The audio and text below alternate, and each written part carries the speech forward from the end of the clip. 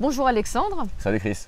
Alors pour te présenter brièvement pour ceux qui ne te connaissent pas encore, après des études de journalisme, tu as collaboré un temps avec le magazine Nexus. Pendant 6 ans, ouais.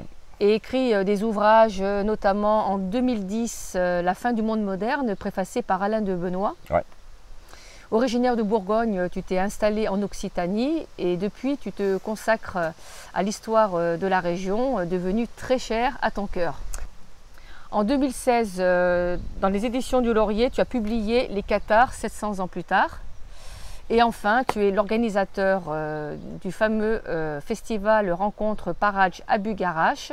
Et c'est dans ce contexte-là que tu as donné une conférence cet été intitulée Rennes-le-Château, un secret cathare. Absolument. Première question, la cité de Carcassonne a connu cette année un pic de visiteurs. À Rennes-les-Bains, Rennes-le-Château, Bugarache, beaucoup de monde aussi. À ton avis, d'où vient cette résurgence actuelle de l'intérêt pour l'Occitanie en général et pour le catharisme en particulier? Bien parce que l'Occitanie médiévale fut le fleuron de la civilisation occidentale. C'était une société au 10e, 11e, 12e siècle qui était très en avance sur son époque et à tout point de vue. Au point de vue économique, puisque la bourgeoisie était prospère et florissante, et comme elle était ouverte et cultivée, elle a eu un rôle de mécène auprès des artistes, des artisans qui étaient sans équivalent dans l'Europe médiévale.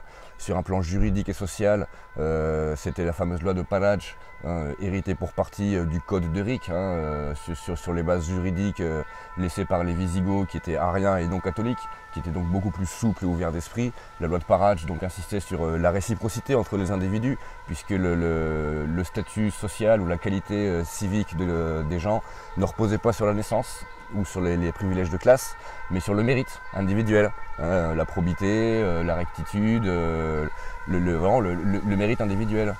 Autre spécificité occitane à l'époque, c'est l'égalité entre l'homme et la femme. Puisque la femme peut récupérer ses biens, de même que c'était le cas chez les Celtes, chez les Gaulois, la femme était à l'égal de l'homme, tandis que chez les Grecs ou chez les Romains, elle était maintenue en esclavage. Donc les Occitans avaient perpétué cet héritage celtique de l'égale dignité de la femme par rapport à l'homme, en a témoigné avec brio la poésie courtoise, la tradition du fin amour, où la femme et les valeurs féminines sont idéalisées, exaltées, dans le sens que c'est le meilleur moyen pour l'homme d'apprendre à se connaître, à s'élever, à se dépasser. Donc sur tous ces points de vue, l'Occitanie était tellement en avance sur le reste de l'Europe de son époque que effectivement les puissances, que ce soit temporelles ou religieuses, en ont pris ombrage et qu'elles se sont demandé ce qui se passait là. Voilà, donc l'idéal de laïcité également, parce que l'Occitanie cathare au Moyen-Âge préfigure les valeurs de liberté, d'égalité, de fraternité, de manière collective, mais aussi de laïcité, puisque les Cathares étaient chrétiens, mais il y avait des centres de kabbalistes hébraïques dans plusieurs centres de la région, Lunel, à côté de Montpellier, ou à l'Être-les-Bains, qui est resté connu. Et ces gens-là n'étaient pas en concurrence ou en rivalité, mais au contraire dans une émulation intellectuelle permanente. Des échanges fructueux qui fait que tout le monde était tiré vers le haut. Voilà. Pour toutes ces raisons, l'Occitanie cathare du Moyen-Âge est restée comme un exemple, une référence qui agit dans la mémoire comme un modèle presque perdu et oublié, mais néanmoins toujours possible. Et donc, comment s'est déroulée l'implantation cathare et pourquoi spécifiquement en Occitanie? Alors il y a là des motifs historiques mais aussi préhistoriques, dans le sens qu'il s'agit d'événements qui ont eu lieu avant l'émergence de l'histoire écrite chez les Sumériens, et c'est aussi l'un des grands tabous fondateurs de la civilisation occidentale moderne, puisqu'il s'agit de l'Atlantide. Il est dit dans la tradition qu'à la chute de l'Atlantide, l'une des colonnes de réfugiés atlantes a débarqué en Espagne, en Galice, à Finistère, avant de remonter la chaîne des Pyrénées d'ouest en est et puis de s'égailler dans le reste de la Gaule et de l'Europe. Les chemins de Saint-Jacques de Compostelle n'ont fait que retracer et perpétuer cet itinéraire. Dans les années 1930, on a le médium américain Edgar Cayce qui a évoqué lui aussi l'exode atlante dans les Pyrénées. Donc il est donc bien évident que les Atlantes, au fil de leur parcours, ont habité et aménagé les lieux, y laissant la trace, tangible ou subtile, de leur passage. C'est d'ailleurs cette présence atlante qui explique l'implantation donc des initiés cathares, mais la suite aussi des initiés celtiques, enfin des druides, qui étaient eux aussi, qui ont pris la succession directe des Atlantes dans la région, avant qu'ils s'égaillent dans toute l'Europe.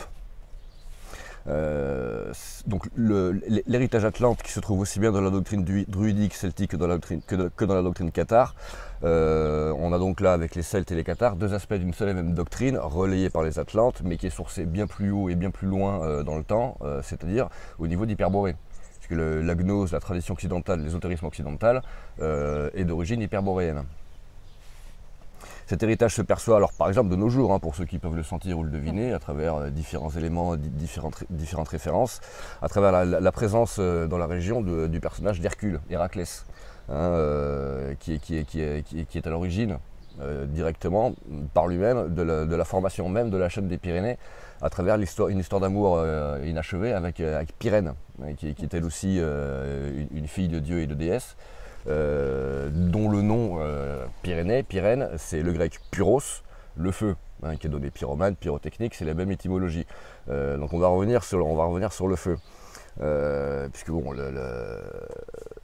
le feu c'est l'Esprit Saint, sur un plan théologique et même alchimique, c'est-à-dire la grâce, l'amour de la déesse. Et la déesse c'est Notre-Dame, reine du ciel, voilà, notre mère à tous. Au Moyen-Âge, les Cathares ont donc prospéré sur cet héritage et dans ces lieux en tant que gardiens des anciens sanctuaires atlantes, donc dépôt de cette connaissance qu'on a appelée depuis la gnose, en grec la connaissance, mais la gnose, l'ésotérisme. À la suite des Cathares, un peu après, directement après, c'est l'ordre intérieur des Templiers qui a pris la relève pour un petit siècle, on va dire, jusqu'à leur chute à eux aussi, avant que d'autres courants beaucoup plus souterrains, tels que Rose-Croix, tels que alchimistes, tels que kabbalistes, tels que franc-maçonnerie écossaise, prennent leur lait, jusqu'à nos jours. À tel point que pour le coup, récemment, on a une autre source intéressante et indépendante qui va dans ce sens, qui est le médium québécois Pierre Lessard, qui avait déclaré à Toulouse le 16 octobre 2011 « La terre d'émergence du Nouveau Monde sera la terre de France, en particulier le sud-ouest, devant les Pyrénées ». Il avait ajouté « Pendant 26 millénaires, énormément de combats, de souffrances et de sagesse ont été inscrits dans la terre de France entre Méditerranée et Atlantique. La flamme du Nouveau Monde jaillira ici. » Et c'est cohérent avec l'épopée cathare et la prédiction apocryphe attribuée à Guillaume Bélibast, au cap des 700 ans, le laurier reverdira. Voilà aussi ce qui contribue à expliquer l'attirance subtile pour l'Occitanie, les Corbières et les Pyrénées cathares. Et bon, c'est là une réalité d'ordre subtil, certes, mais qui ne demande qu'à être vérifiée de manière tangible, opérative, sensitive, physiologique, psychologique, en allant simplement sur place, sur le terrain. Et, toutes celles, tous ceux qui se sont rendus sur site peuvent attester de tout cela à leur manière. Ça m'intéresse.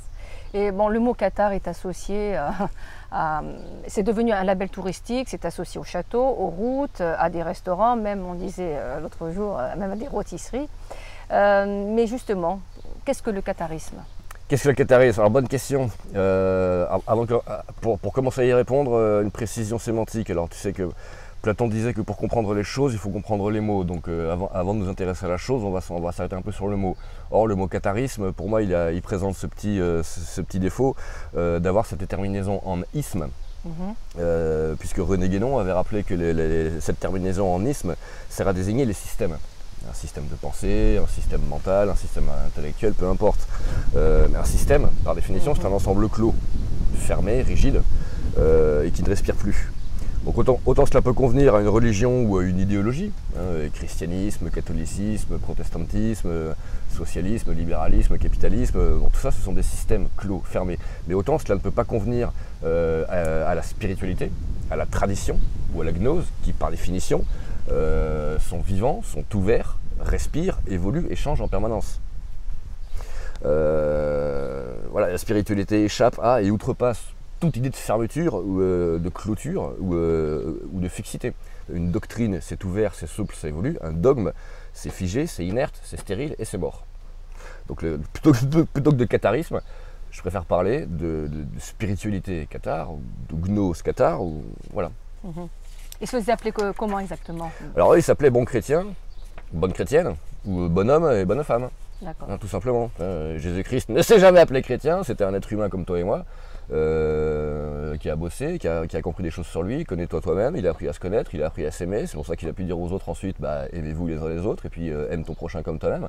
Mais ce qui présuppose évidemment une connaissance de soi qui permet d'abord de s'aimer soi, avant de pouvoir se permettre de se tourner vers les autres en leur disant, en leur montrant qu'on est là aussi pour eux. Donc tout ce travail, effectivement, ce travail sur soi préalable, il est incident, il est non dit, il est implicite dans les évangiles, mais cependant tous les propos de Jésus-Christ, et a fortiori dans les évangiles apocryphes, gnostiques, tous les propos de Jésus-Christ laissent entendre que ce travail préalable de connaissance sur soi est indispensable au fait de pouvoir se tourner vers les autres. Et ça, les cathares, ils l'ont bien montré. Alors ce mot justement, cathare, encore une fois, il porte une charge initiale négative, péjorative.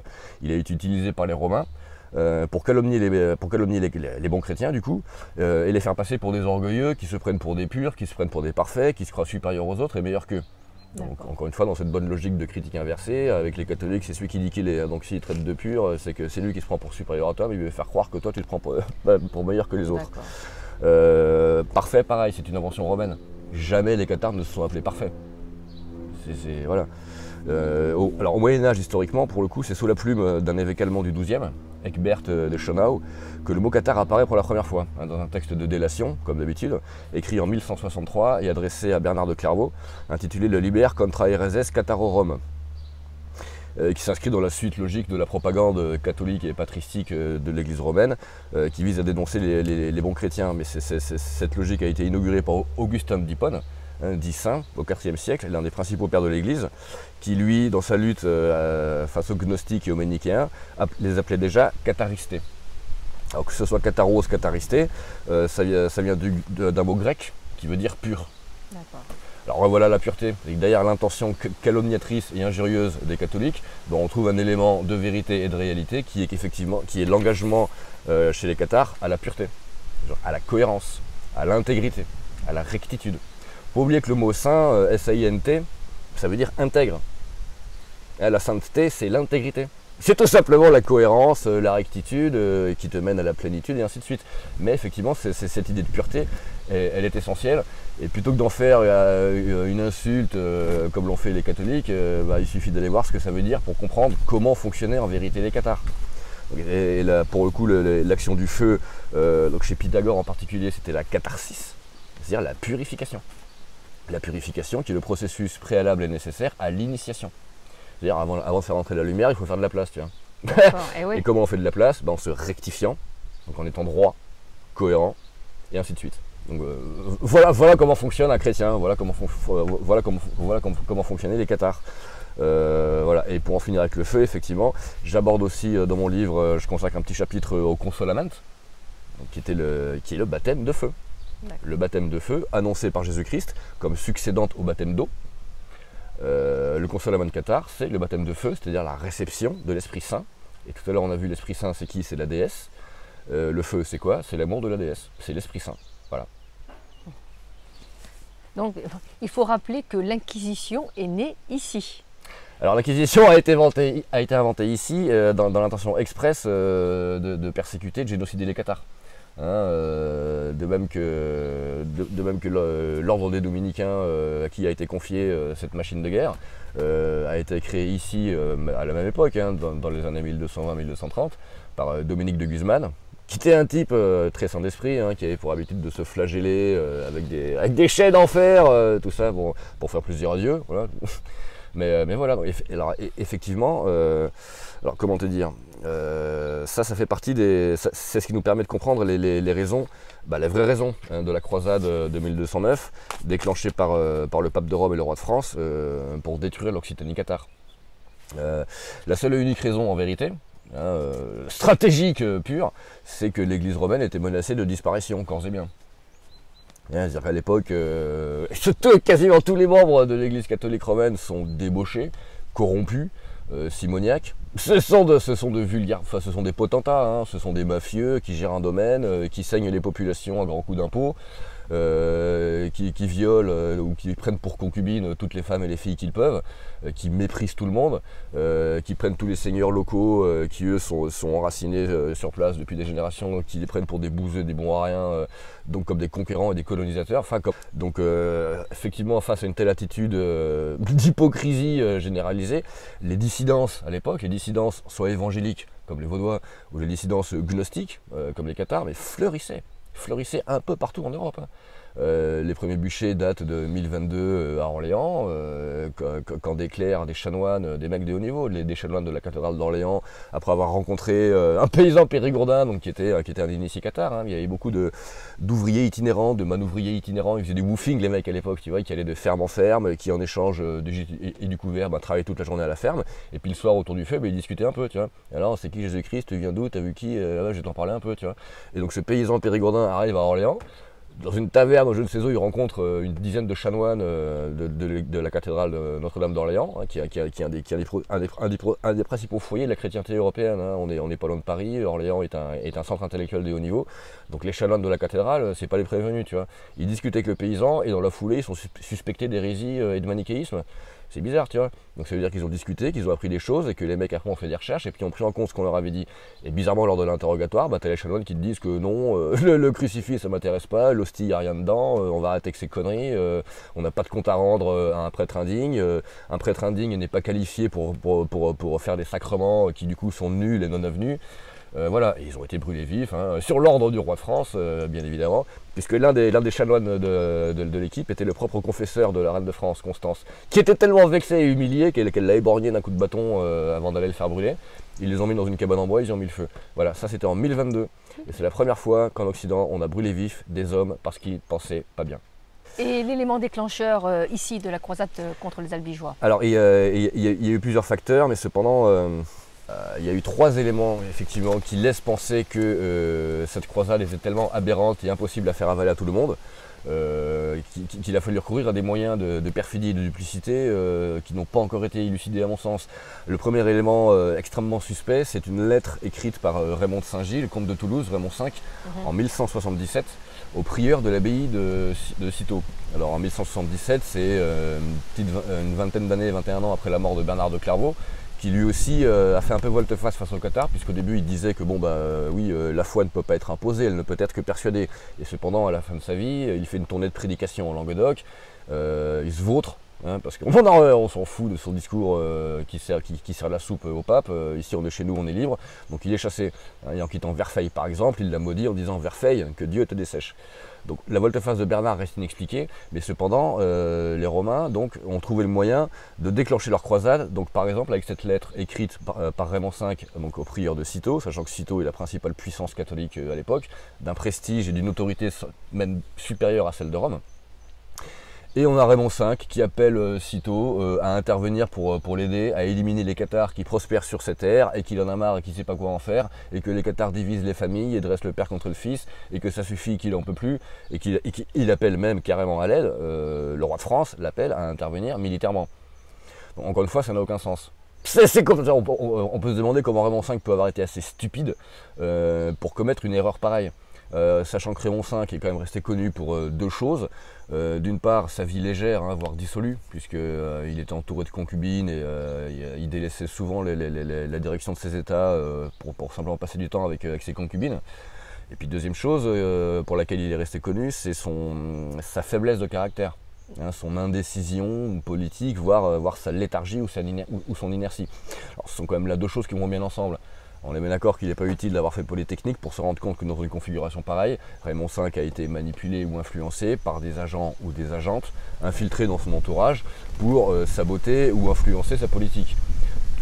Tout cela pour te dire que selon moi, sa lettre aux cisterciens de 1177 est un faux. Soit c'est un faux, et le faux et l'usage du faux, c'est une grande tradition catholique aussi, hein. La donation de Constantin, c'est un faux, enfin voilà, ça fait partie des mensonges sur lesquels repose cette boutique depuis toujours. Donc soit la lettre de Raymond V est un faux, soit elle a été écrite sous influence occulte. Mais ce qui, dans les 2 cas, la rend nulle et non avenue, hein, d'un point de vue historique réel, voilà, c'est un coup monté. Le deuxième élément, le deuxième exemple est beaucoup plus flagrant, c'est l'assassinat du légat du pape Pierre de Castello en 1208. Près du Rhône. Alors on sait que Raymond de Saint-Gilles, c'est Raymond VI cette fois-ci, le comte de Toulouse, a eu une entrevue tendue et houleuse avec le légat du pape, Pierre de Castelnau. Et au moment où celui-ci s'en va, bizarrement, un cavalier sort de la nuit et lui plante un javelot dans le dos. Avant de s'escamper, on n'a jamais su qui c'était. Et dans la foulée, t'as le pape qui explique que ah mais pendant leur rencontre, quand même, Raymond VI a menacé mon légat, rendez-vous compte. Hein. Et il accuse tout de suite le comte. Et puis un mois après, il écrit au roi de France pour lui dire bon bah ça suffit, t'as vu ce qu'il a fait, le comte de Toulouse, il a assassiné mon légat, maintenant faut y aller. Donc encore une fois, faut arrêter de prendre les enfants du bon Dieu pour des canards sauvages. C'est ce qu'on appelle aujourd'hui un attentat sous faux drapeau. D'accord. Le légat du pape a été assassiné par un agent du pape pour faire accuser Raymond VI et pour justifier sa croisade et sa politique totalitaire et génocidaire. Ni plus ni moins. Voilà. Le troisième exemple est un peu moins évident, il est cependant pour moi très suspect, c'est le commando d'Avignonnais. En 1242, il y a Pierre-Roger de Bélicène de Mirepoix qui prend la tête d'un petit commando qui part soi-disant de Montségur et qui va assassiner une poignée d'inquisiteurs à Avignonnais, en Lauragais. Ce qui encore une fois s'explique tellement mal de la part des chefs de la résistance cathare que alors soit effectivement ils ont été à mon avis soit influencés ou mal conseillés par telle ou telle âme damnée, une éminence grise dans leur entourage, mais qui était aux ordres du pape. Parce qu'encore une fois, autant sur un plan tactique, ce coup de main ne servait à rien, ce n'était que de la ville et basse vengeance, et jamais les Cathares n'ont donné un exemple de vulgaire vengeance, jamais. Même les Agnortes, même les plus farouches défenseurs, même ceux qui n'ont jamais baissé les bras et rendu les armes, ils n'ont jamais agi par vengeance. Donc sur un plan tactique, ça n'a aucun sens, et sur un plan stratégique, c'est pire encore, puisque c'est le coup d'Avignonnais qui sert de prétexte à Blanche de Castille pour aller mettre le siège devant Montségur et en finir, dit-elle, avec la tête du dragon. Donc encore une fois, ça ressemble beaucoup à un coup monté. Voilà. Et tu peux nous en dire plus un peu donc sur la chute du catharisme, la chute de Montségur? Alors du coup, oui. Ouais. C'est à Montségur que se termine la croisade, enfin pour l'essentiel, donc par la victoire tactique complète des Romains et des Français, puisque sur le plan militaire opérationnel, la résistance cathare est réduite quasiment à rien, et l'Occitanie entière est réduite à merci. Mais cependant, sur un plan stratégique, le secret cathare, le trésor cathare, continue à leur échapper, puisqu'il y a 2 ou 3 ou 4, on ne sait pas trop, mais il y a au moins 2 commandos qui fuient, qui quittent Montségur avant le 16 mars 1244. On ne sait pas ce qu'ils emportent avec eux, mais en tout cas, c'est ce que cherchaient les Romains. Donc ça, ils ne l'ont pas trouvé, ça continue toujours à leur échapper. C'est pour ça qu'ils sont toujours sur le terrain. À ton avis, il s'agit de quoi? De documents? Ce sont des documents, oui. Alors, avant de te répondre à cette question, je vais quand même finir sur la croisade, puisque après Montségur, il reste quand même les chutes de Peyrepertuse en 1252, puis de Quiribus en 1255. Mais qui tombe sur trahison, encore une fois, c'est le seigneur de Paderne à l'époque qui a trahi Quiribus. Avant que 3 ans plus tard, 1258, soit signé le traité de Corbeil, qui voit tout le pays, quasiment tout le pays, Razès, Pays de Sceaux, Fenouillèdes, passer sous la suzeraineté directe de Paris, de la couronne de France. Ouais. Le sénéchal, il sert à ratifier les papiers, puis les seigneurs locaux, on oublie, il n'y en a plus. Même les évêques, les archevêques, on s'en fout, c'est direct entre ici et le roi de France. Encore une fois, on peut se demander quel besoin pouvaient avoir Blanche de Castille et Louis IX pour garder une mainmise aussi directe sur ces terres, voilà. si ce n'est pour en avoir la surveillance la plus étroite possible. Qui a prononcé la terrible phrase « Tuez-les tous, Dieu reconnaîtra les siens ». Arnaud Amalric, un cistercien. Voilà, légat du pape en son temps, et puis qui d'ailleurs après la prise de Béziers s'est fait nommer duc de Gothie et marquis de Narbonne. C'est pour te dire, tu connais les enjeux qui sont sourcés à Narbonne sous l'Antiquité, puis qui expliquent pas mal de choses derrière. Ouais. Donc les Romains savaient très bien cela. Effectivement, que fait le légat du pape en arrivant sur place? D'une part, il fait tuer tout le monde. Donc stratégie yavique et satanique de la stratégie du choc. La stratégie du choc, Naomi Klein l'a bien expliqué, c'est frapper les gens de stupeur par un tel excès de violence et de démesure que tout le monde est hébété, t'as plus aucune capacité de fuite ou de réaction ou de défense, t'es obligé de baisser le joug, tu vois. C'est un peu hasard le choix du 22 juillet? C'est la Sainte-Marie-Madeleine, donc on est encore une fois à mon avis sur une opération de magie noire qui consiste à récupérer les attributs ou l'influence de la sainte et de la dévotion des fidèles qui s'y attachent pour la récupérer, pour s'en nourrir et l'utiliser à son propre compte. C'est toujours comme ça qu'a fonctionné l'Église catholique romaine, ils n'ont jamais fait autrement et ça continue. Donc alors effectivement, c'est là que réside le lien entre les Cathares et Rennes-le-Château. Alors tu me demandais effectivement quelle est la nature des documents évacués par les Cathares de Montségur en 1244. Ben, moi j'ai tendance à penser désormais que les parchemins retrouvés par Béranger Saunière dans le pilier visigothique de l'hôtel de son église en 1885, le contenu de ces parchemins est du même ordre que le contenu des parchemins évacués par les Cathares en 1244. Ce ne sont sûrement pas les originaux que Béranger a retrouvés, hein, il y a quand même du temps qui est passé. Cependant, le contenu, à mon avis, c'est le même. D'accord? Donc des infos généalogiques, dynastiques, sur qui est la véritable lignée de Sangréal en France et en Europe. Et puis c'est sûrement pas les Carolégiens ou les Capétiens qui ne sont que des usurpateurs. D'accord? Blanche de Castille aussi, paraît-il, a récupéré beaucoup d'orphelins, de seigneurs cathares qui avaient été massacrés par les catholiques. Et puis elle a récupéré les enfants pour soi-disant les confier à des sœurs, des couvents, pour s'occuper d'eux, tiens. Je ne veux même pas savoir ce qui est arrivé à ces enfants. Les parchemins retrouvés par Béranger, qu'est-ce qu'il fait après les avoir trouvés? Il va voir Félix Arsène à Carcas, donc l'évêque Billard, qui l'envoie à Saint-Sulpice à Paris. Les lazaristes, c'est qui? C'est des gens qui, à l'époque, la Compagnie du Saint-Sacrement, Jean-Baptiste Ollier, Nicolas Pavillon, ce sont des gens qui connaissent le secret des Cathares et qui connaissent ce qu'ils ont sous les pieds. Donc Billard est au courant, il envoie Saunière à la bonne source pour lui expliquer ce qu'il a trouvé et ce qui se passe un peu sur place. Voilà. Alors à noter aussi, ça c'est toi qui me l'as appris, enfin qui me l'a rappelé, mais c'est très intéressant que Félix Arsène Billard, à la fin de sa vie, ira finir ses jours en retraite à partir de 1998 au monastère de Prouille.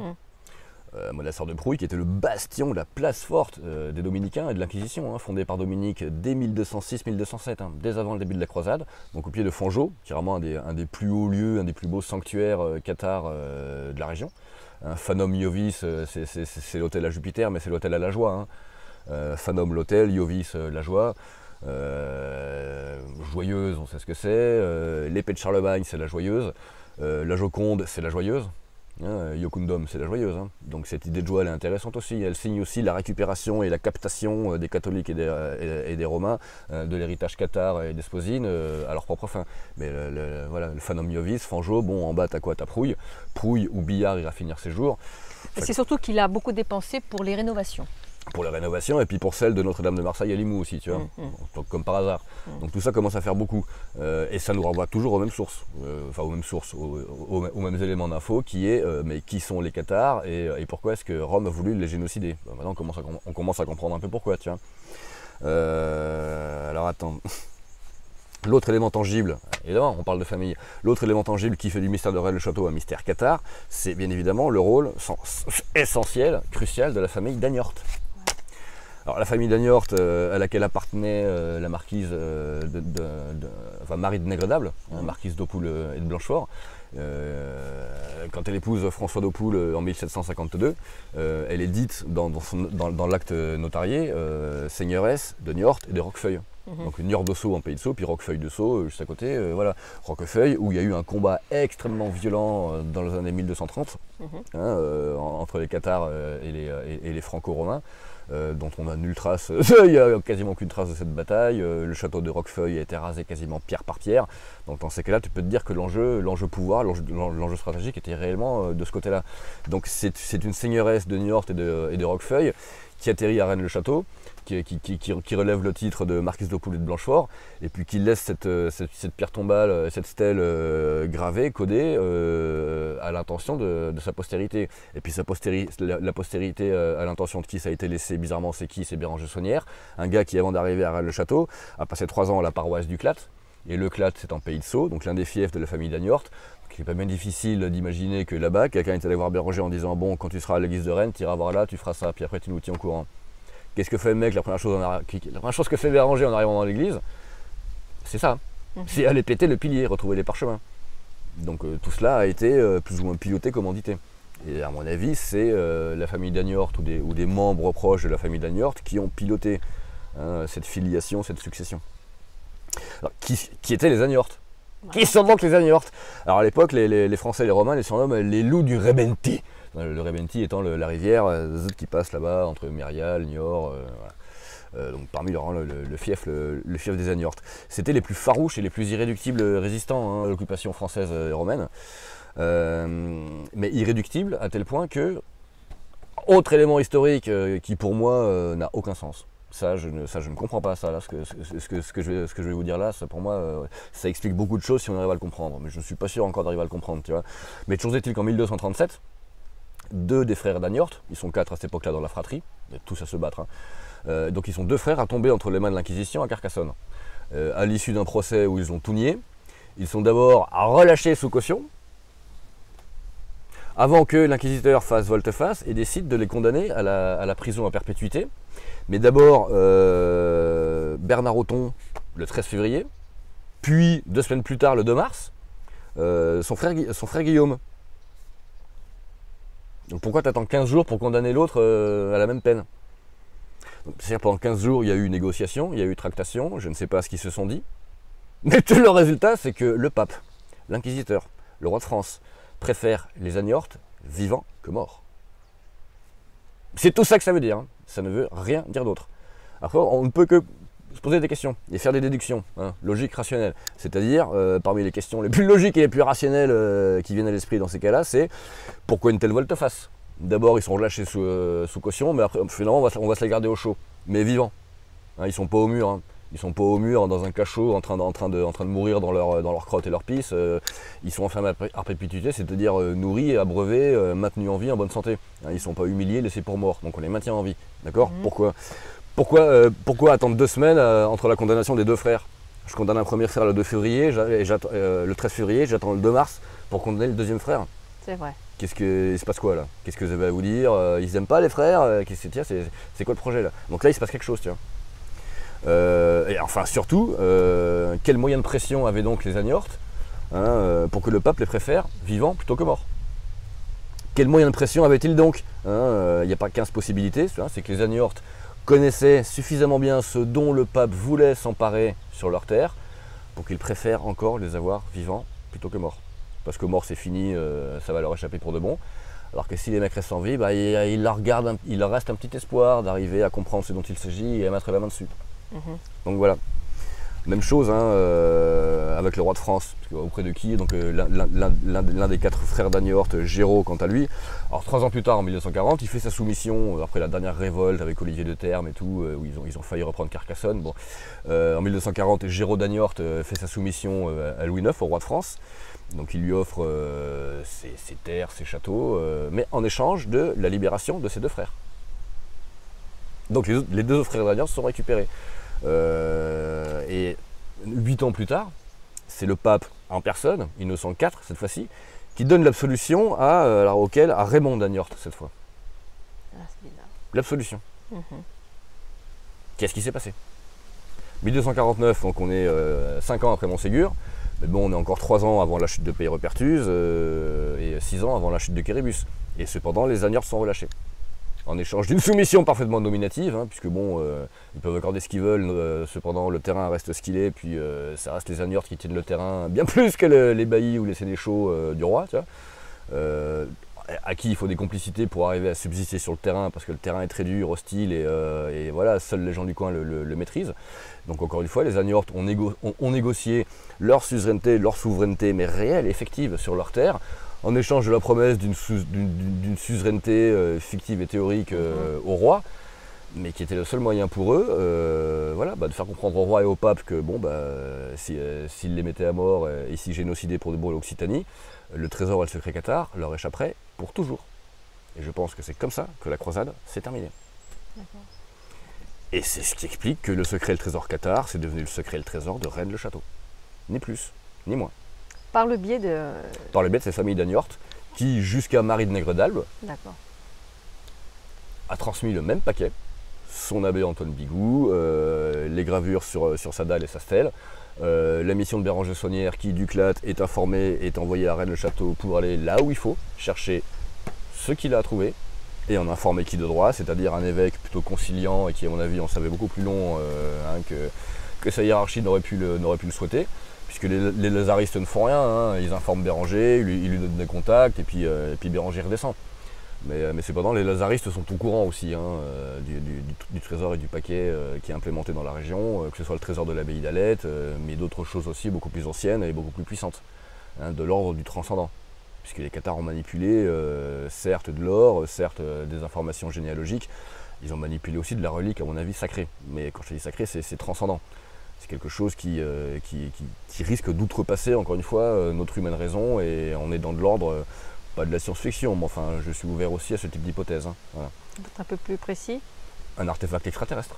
Qu'il s'agisse de Graal ou d'Arche d'Alliance, nous sommes sur des objets d'origine non humaine, extra-humaine, surhumaine, c'est-à-dire divine, c'est-à-dire façonnés par et pour ce qu'on appelle dieux, déesses, anges, démons, héros, demi-dieux, donc parmi ces gens qui ont fui l'Atlantide à l'époque, avant de fonder la civilisation celtique druidique, et dont les Cathares furent les héritiers, tout simplement. Ça me rappelle la tradition liée à Apollus.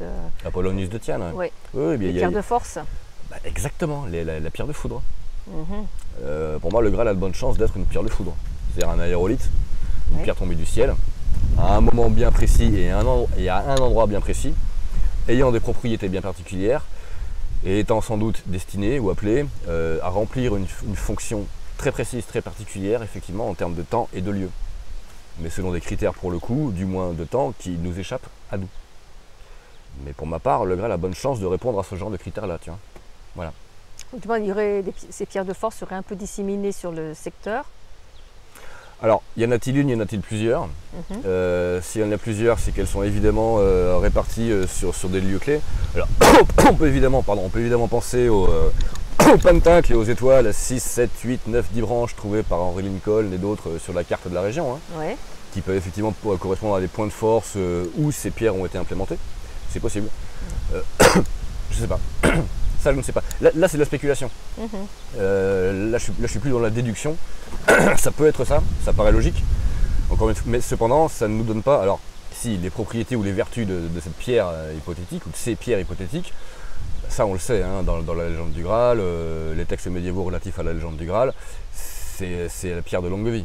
C'est l'élixir de jouvence. C'est une pierre qui va te régénérer.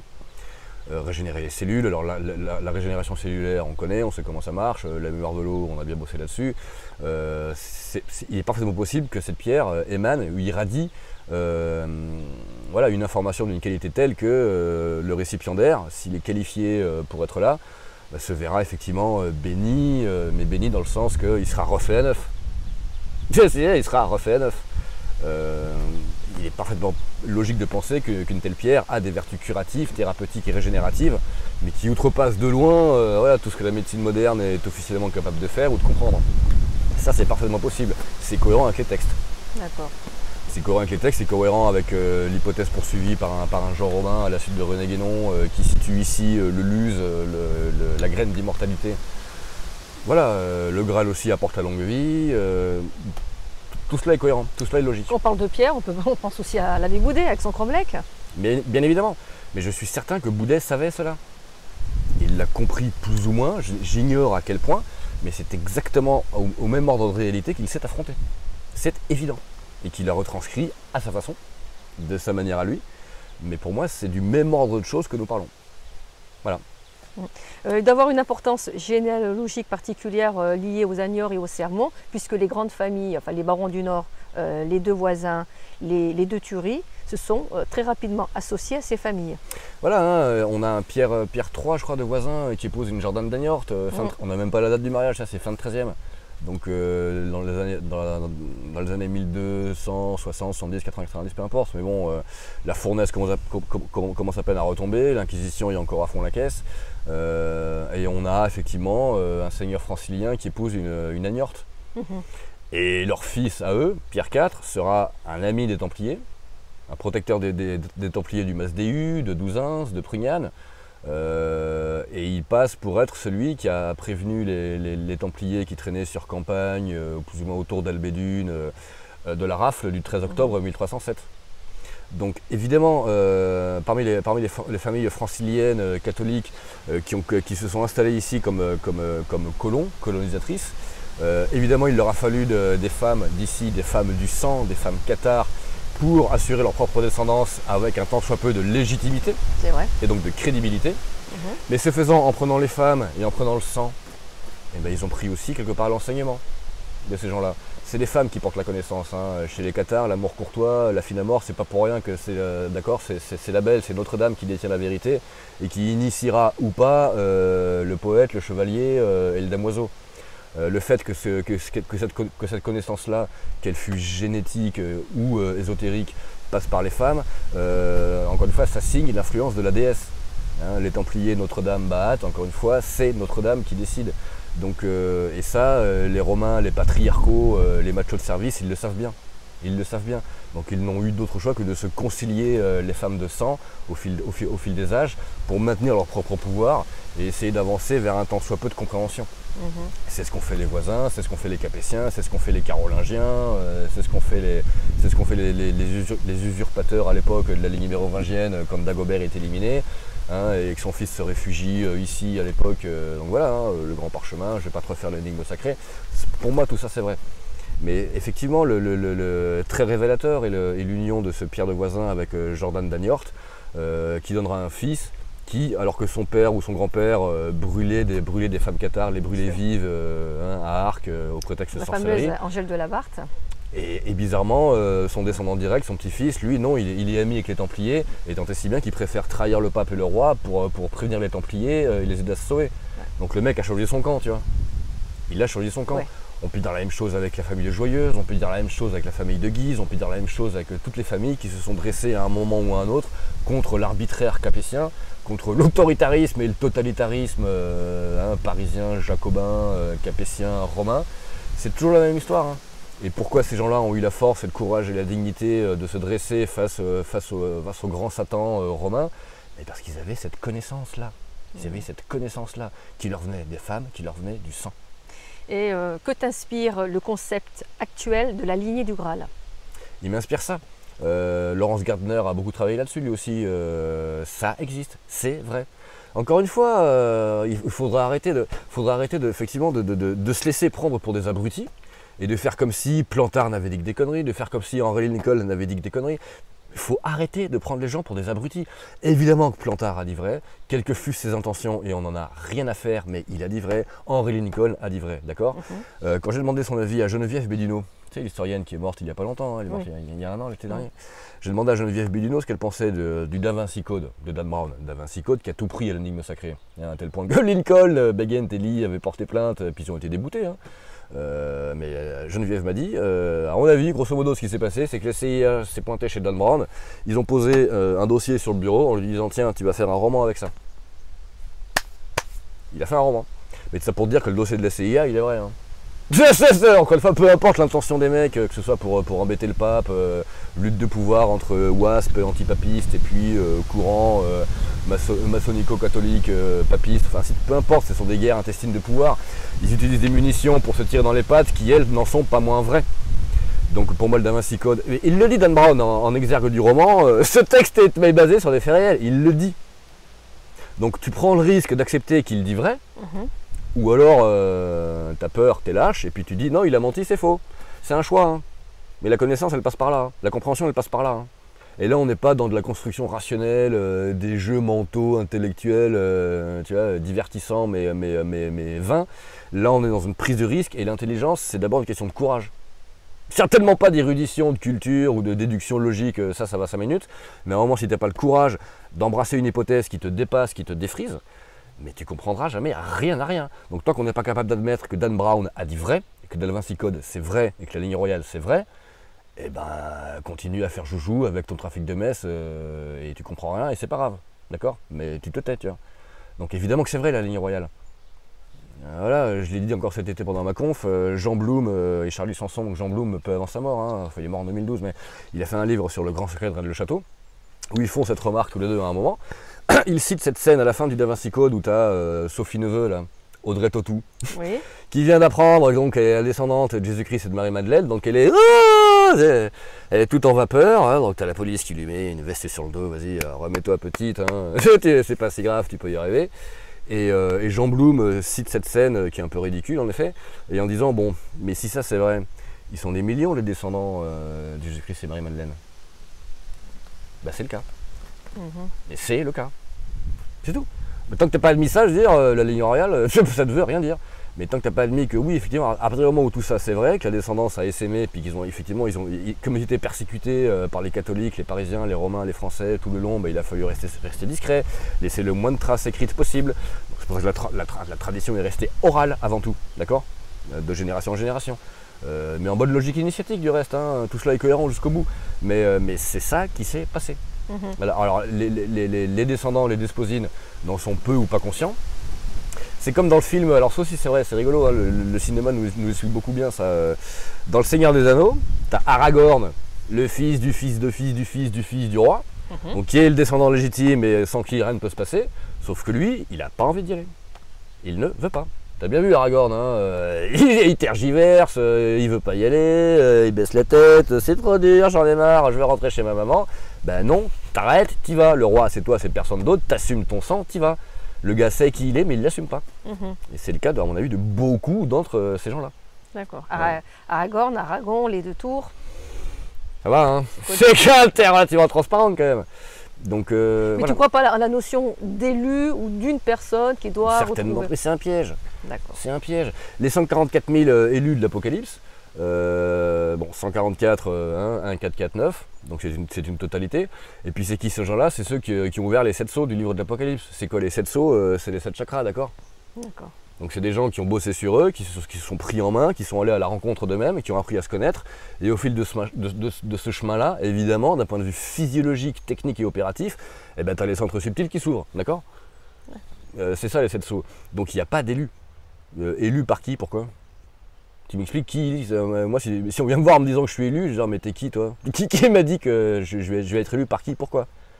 Et donc tu as l'intention de continuer tes recherches sur le catharisme ou tu... Oui, bien sûr, il y a encore pas mal d'archives à dépouiller, il y a encore des mises au point à faire sur deux ou trois aspects que j'ai commencé à survoler, mais qui méritent voilà, davantage d'investigation et de mise à jour.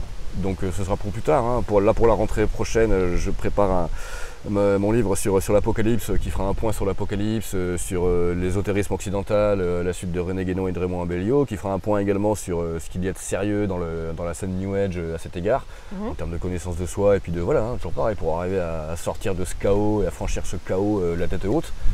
Voilà, mais il est clair que pour moi, tout passe par les cathares et leur héritage. Et puis, encore une fois, le trésor et le secret de Rennes-le-Château, c'est le trésor et le secret des cathares, ni plus ni moins. Donc merci Alexandre. Merci à toi, Chris. Et bonne continuation. On se tient au courant. À la prochaine. À la prochaine.